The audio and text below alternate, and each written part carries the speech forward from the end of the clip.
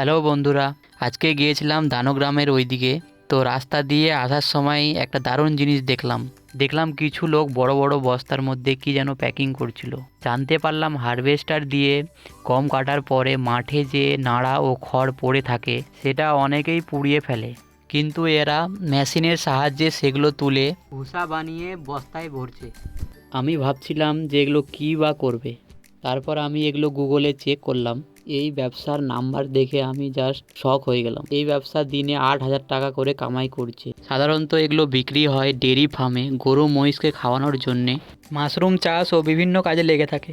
এগুলো ইন্ডিয়া মার্টের হিসাবে 5 থেকে 11 টাকা পার কেজি বিক্রি হয়। 11 টাকা নয়, আমি পার কেজি 8 টাকা ধরলাম। 1 কুইন্টালের দাম 800 টাকা হয়, তাও আমি 100 টাকা বাদ দিয়ে 700 টাকা ধরলাম। 700 টাকা কুইন্টাল পড়লো। মেশিন আর তেল খরচা 150 টাকা, লেবার ও বস্তা খরচা 100 টাকা। 150 প্লাস 100 সমান সমান 250। তাও আমরা 50 টাকা আরও বাদ দিয়ে অ্যাড করলাম, তো আমাদের মোট খরচা হলো 300 টাকা। 300 মাইনাস 700 সমান সমান 400। 400 টাকা আমাদের লাভ। পুরা দিনে বের করতে পারে 20 কুইন্টাল।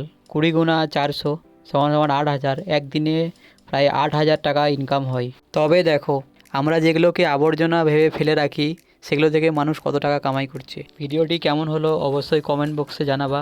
আর তোমাদের ওইদিকে গমের এগুলোকে কি করা হয় সেগুলো অবশ্যই কমেন্টে জানাবা। ভিডিও ভালো লাগলে শেয়ার লাইক করবা।